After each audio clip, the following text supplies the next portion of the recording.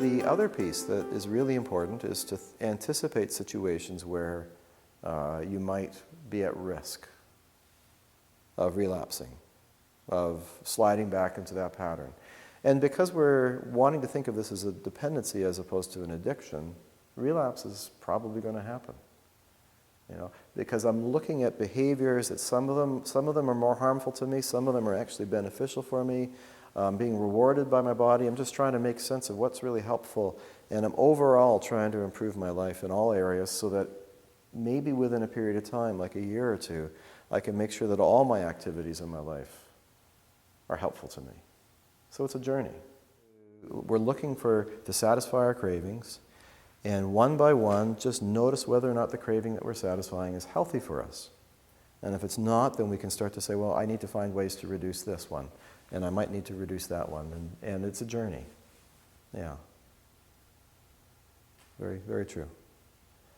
And we can also have, so sometimes we might need help with that, because if we have a dependency which is covering over another problem, an emotional problem, okay? So if I have, we talked here about the lower baseline. And if I'm using a substance to cover over depression, then I'm going to need help with the depression. And that's where we recommend psychotherapy. Certain kinds of counseling can be beneficial. Talking to others who have been through the same types of difficulty, getting emotional support in our life. Okay? If we try to address a dependency and we struggle with it and it's continuing, that's basically how we know we need more support than that.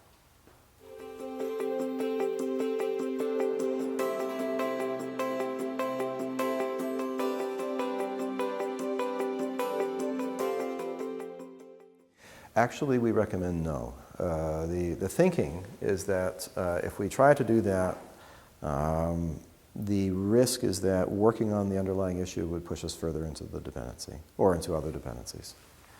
Yeah, because to open, to do personal work, well, it's going to take. We're going to open up some painful doors. So we want to make sure that we're at least controlling and managing the outside dependency at the same time. But I do believe that we can do the two at the same time. Absolutely. Yeah. We used to say, it's the addiction talking. It's kind of nice to externalize it that way and see it as an external voice. But what I prefer is to recognize that the body assumes that the substance or the behavior is essential to my survival. So it doesn't like to give it up.